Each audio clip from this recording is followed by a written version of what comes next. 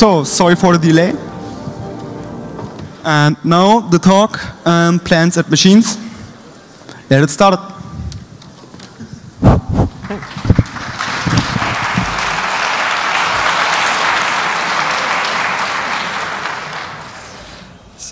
Thank you very much. We are very, very honored to be here. This is us too from the Plants and Machines project. It's quite fresh image of us doing field research. By now we are 4 people. We have a friend who helps us learn programming and another one who supports us with other critical issues. But it's actually this garden where everything started out about 1 year ago, a little bit more. And it was an equally dark and very, very sad and cold night when we came up with this question that how is it that everything in nature in this hemisphere sucks so badly at being green?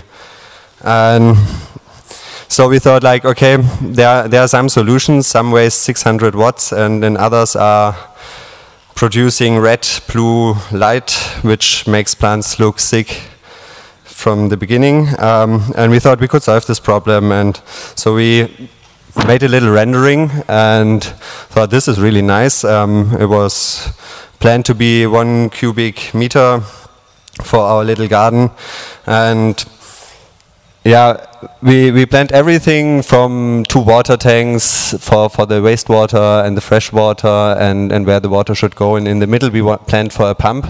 So we were almost done until we met a product designer who said, this shape is so expensive, you can just go file bankruptcy. So we wouldn't do it anyway, but then there was this nice little party, and there were these boxes, and with a little bit of social engineering and building the lightning, we eventually ended up with one of those very beautiful boxes. So that day we adapted our plan a little bit, and we would now have fancy doors to open and close the garden.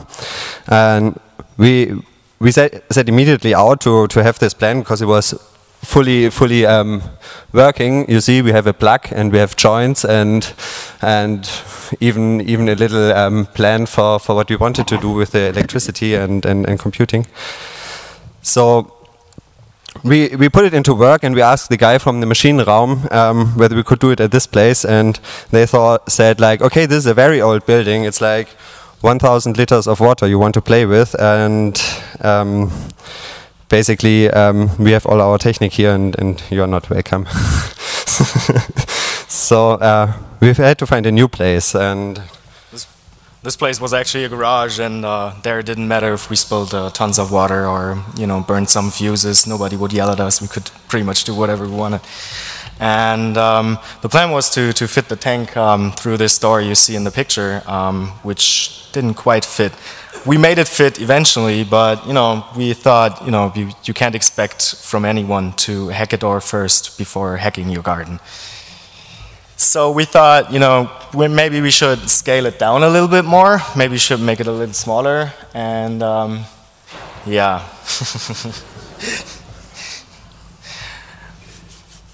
But then, about a year ago, I think it was the 24th of December, we went shopping and we got ourselves some heaters for the garage and some of the first boxes we used for prototype or for proof of concept. And of course we bought some Christmas trees for our girls. So this is basically it. This is the first prototype or the proof of concept, and it consists of a water reservoir down here, the grow bed up here, and a top case covering it all.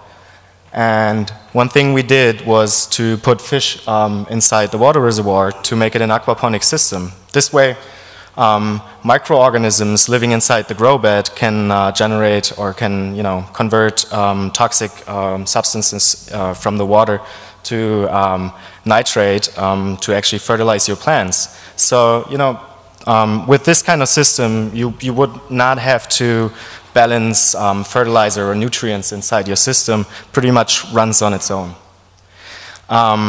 The system, the aquaponic system, contains a closed water loop. There's no water loss in this kind of systems, except that due to evaporation. So the water gets pumped up from the fish tank up to the grow bed. The microorganisms living there take care of the toxic substances, convert it to nitrate.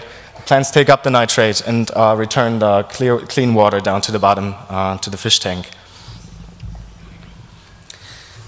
This is pretty much our hardware stack for our first prototype. You can see here an Arduino that is connected to one sensor we had at this time, a temperature and a humidity sensor for above the grow bed, and is then connected to some relay boards that are switching a pump, a heater, a bubbler or aerator, and the light. The Arduino is then pretty much, or could be considered, the autonomous nervous system of your garden, because it acts on its own. And the Raspberry Pi is the brain of the system, where you log all things that are happening in your garden in a database, and the Raspberry Pi also gives you an interface to control several settings of your garden.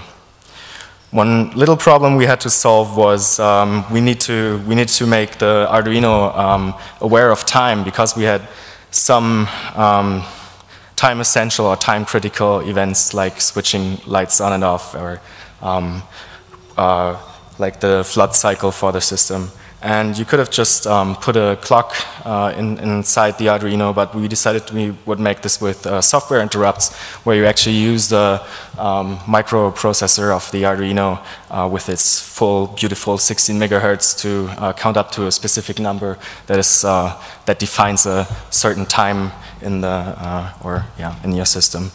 And so when this number is reached, the timer compare vector gets called and triggers your functions.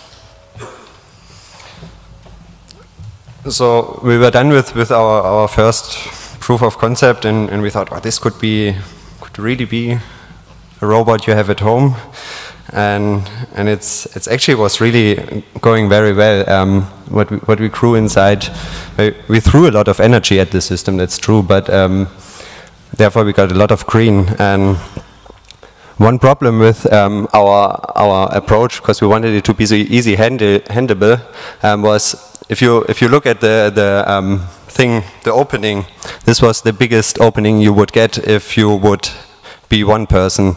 So it was very, very wonderful for the teamwork, because always one person would have to hold it up and the other person would do the gardening, and then we switch, take turns. But eventually we really produced nice things, and now a few months ago, like real innovation takes time, we figured that with one zip tie you could just flip up the top and do this all alone. So we are quite happy with the system, and it really worked well. We had to do nothing. So yeah, we started with Kresse, then we grew tomatoes and radish and all this stuff. It was cute. But then we thought, like, oh, we can do this much better, because with more technique we can solve more problems. And so we came up with this plan of putting the bot back into botanics and making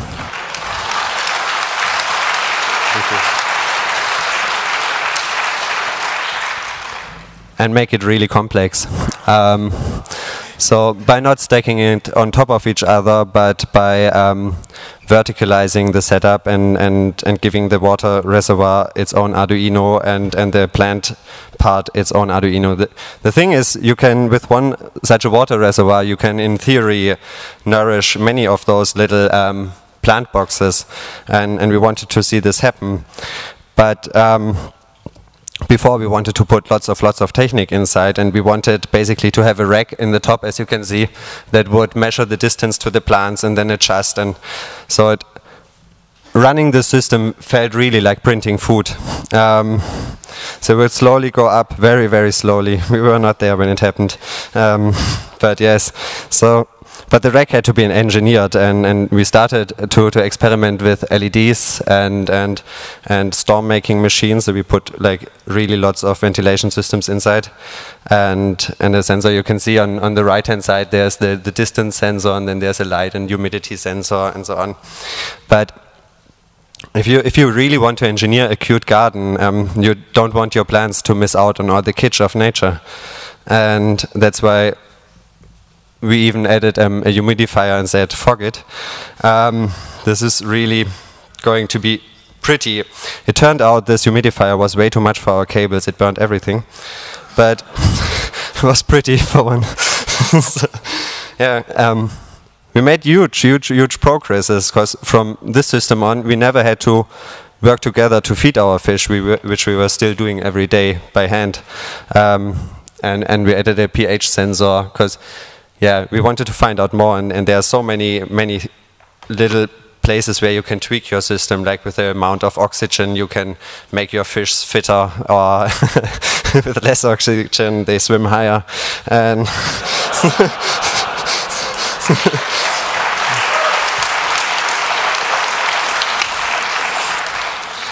But we were always really aware of giving them high quality life and making it really nice for them. We gave them existential experiences, and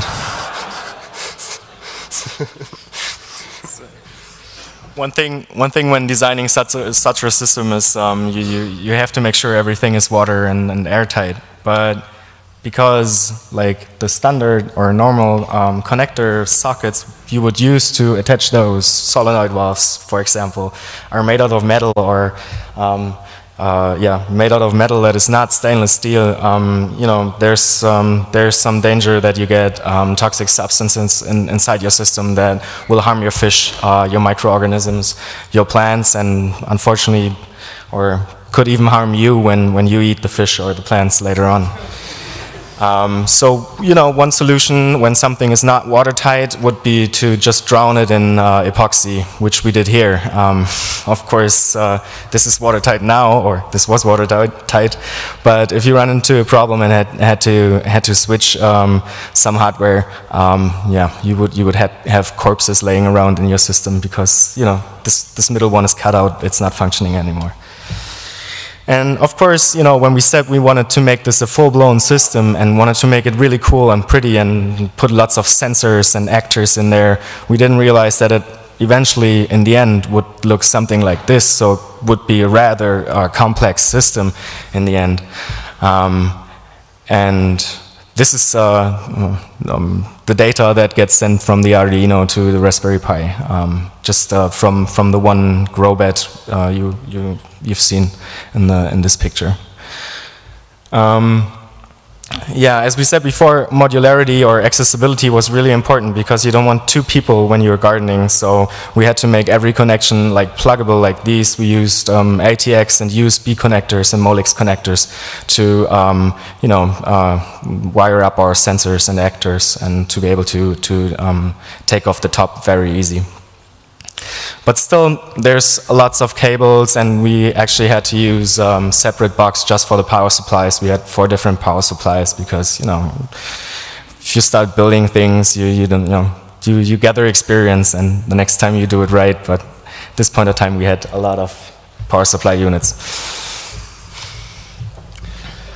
Yeah, so this was not so elegant as we imagined, but on the other hand, also very, very expensive, and we thought, like, this is not really what we want, and if we want people to help us, we will not go this way. So we thought about what we did, and we thought, like, oh, there were really nice things we had in the one and in the other system, and we thought the first one was much nicer to hack with, because even if your code fails, you could not really spill water somewhere or get in contact with electricity. So we thought we keep the modularity of the second one, but keep the setup of the first one. I'm afraid this.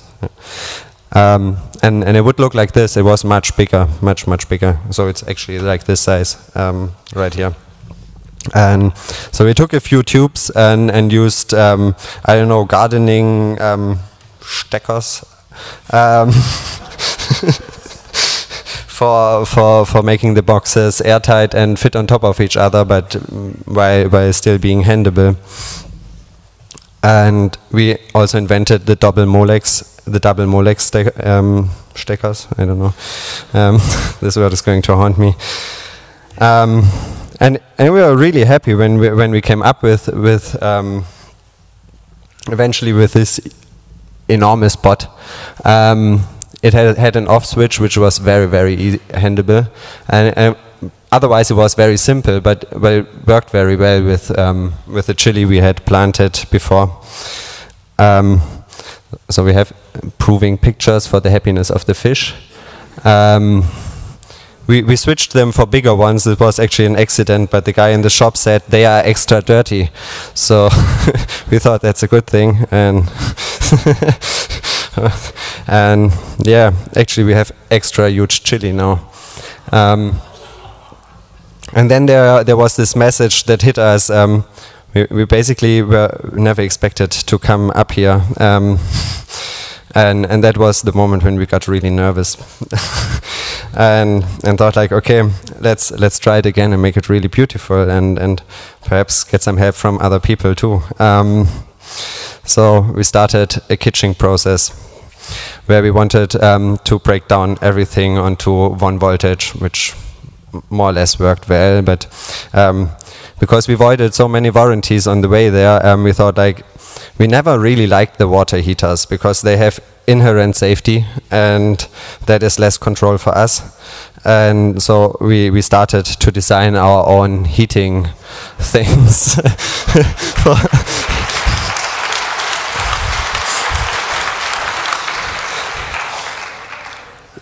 Which we would fill up with really lots of silicon, which was very expensive and not food safe either.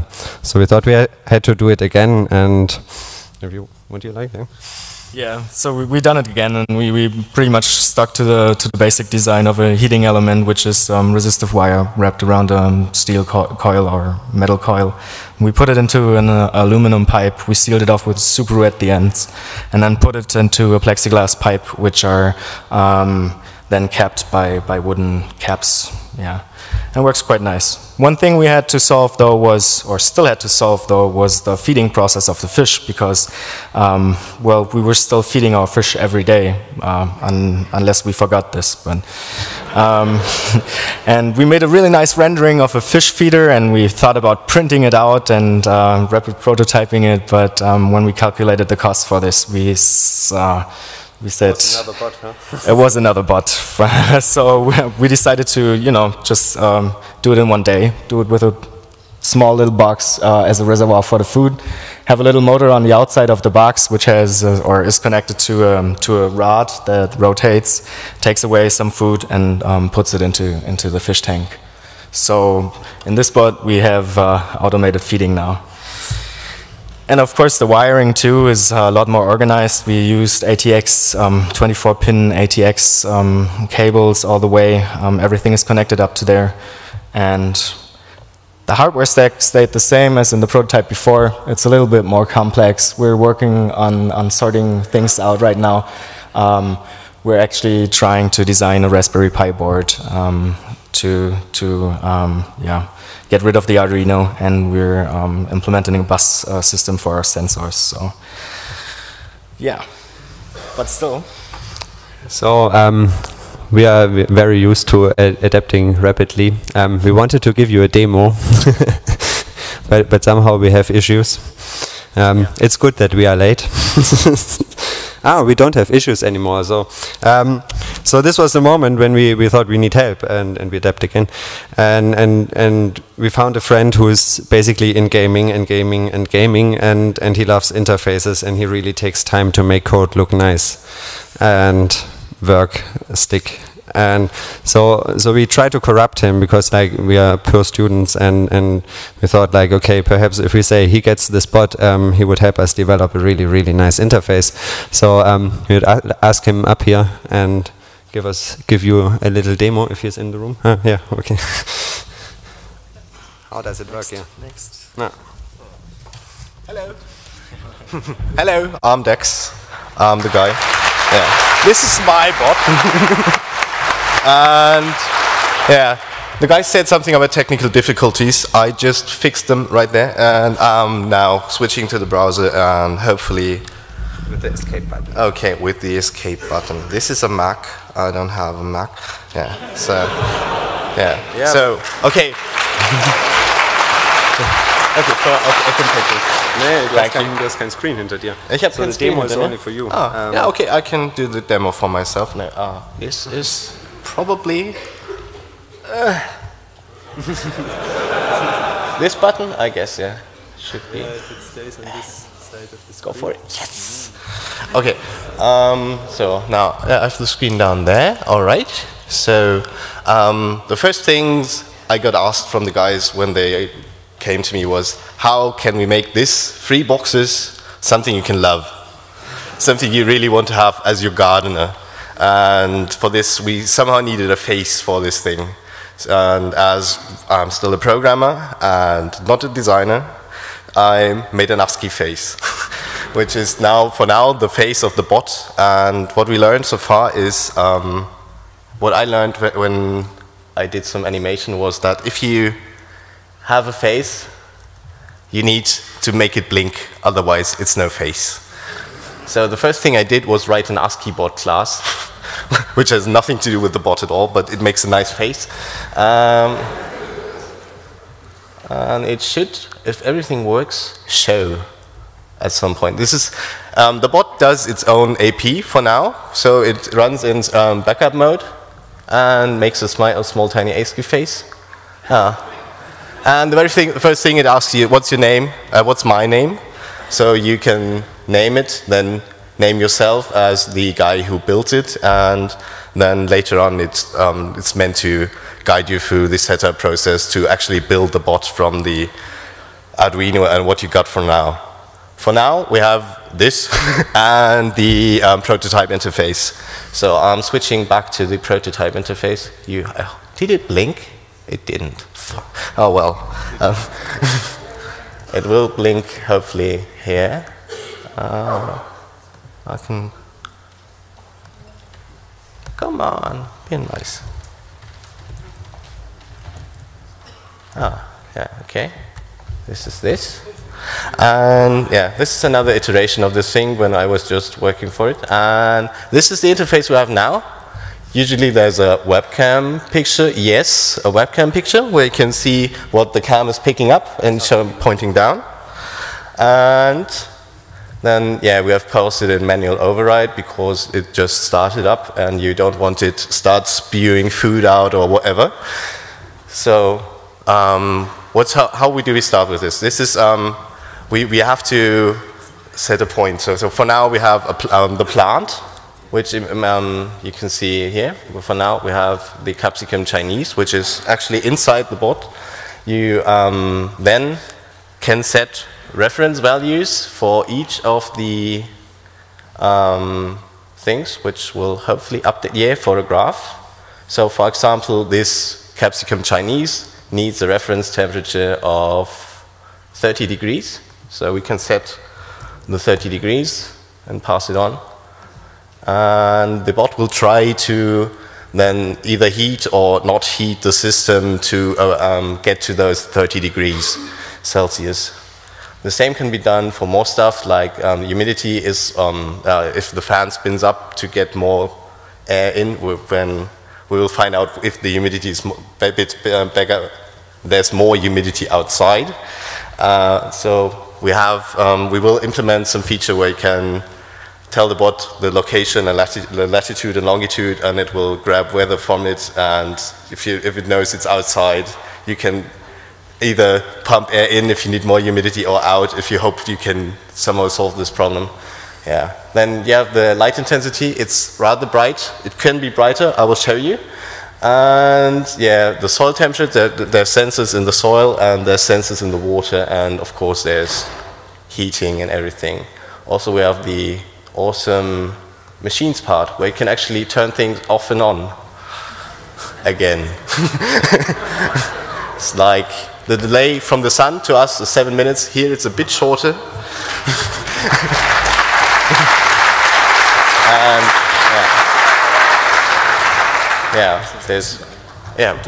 okay. Now we can also flood, which shows that we can pump the water from down here to up here. And at some point it hopefully stops because it reaches the water sensor. I'm guessing, I'm not pushing, look Ma, no hands. And it stops. Yeah. From here, yeah. So this is what we have for now. And what I want to have is some kind of botnet where the bots can exchange information about how to grow the plants, and the actual people behind the gardeners can share recipes or how to do this. And for this, I will hand it back to what machine learning paths we actually want to have.